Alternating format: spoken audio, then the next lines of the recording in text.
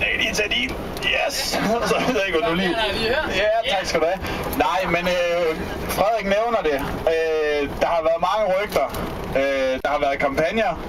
Der har været ved Lykken. Der har været videoer. Der har været rigtig meget snak om Friis og Ler.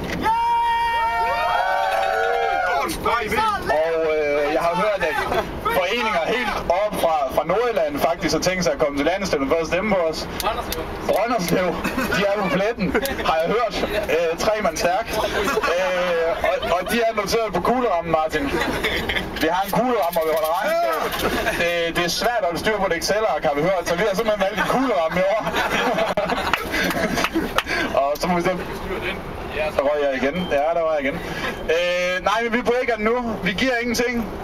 Og I kan ikke finde os i baren, medmindre I gerne vil give en øl. Men Friis og Ler til formandsvalget. Lars, har du nogle ord? Hvem skal være formand, jo, Friis? Det bestemmer man til.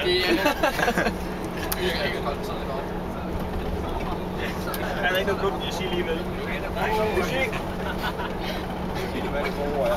Frederik viser mig lige, hvordan den skal holde sig oppe. Og du holder lige. Det holdt ikke længe. Vi prøver igen. Ja, Frederik, du holder den lige der. Og Frederik Krampe. Jeg vil godt sige lidt mere om, hvad Friis og Ler-projektet indebærer. Det er jo et projekt, der har været længe undervejs. Man kan så at sige, at det blev skudt ned på et tidspunkt.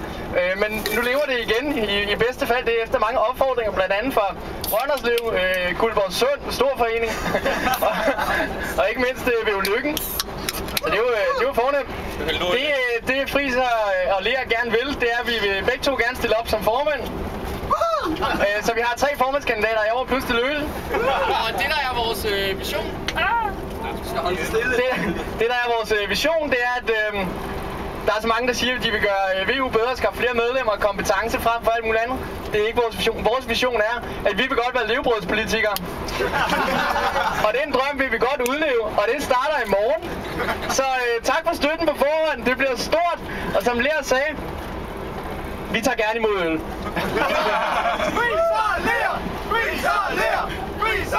Jeg kan måske lige supplere med, at vi faktisk har vores helt eget FU-hold, hvor ingen af de kandidater, vi har hørt stille op, er på. Og så håber vi bare, at de kommer. De er ikke selv informeret om det endnu, men vi har lagt holdet. Vi kan måske godt nævne en enkelt landskasserer. Det ved ikke, er det ham, du... Ja. Vi har Nordberg som landskasserer. Det er ham, vi tænker på. Det er en vis. Vi har også en æbleformand. Ja, der røg den så igen. Vi har også en æbleformand. Det er jo en post, der tidligere har bestridt med stor succes. Og den, der skal komme, altså en af mine efterfølgere, det skal være en mand, der er kompetent ude i at lave slagkraftige kampagner, der udløser rigtig mange stemmer. Så den naturlige ekoformand efter i morgen, det er selvfølgelig Jan Winther. Vi havde også tænkt på Jens Christian ud fra samme kriterier, men det blev ikke sådan noget. Nej, men have en god tur. Hvis I vil give en øl, så kan I finde os i baren. Hvis jeg kunne klappe, så klappede jeg, men jeg holder kamera.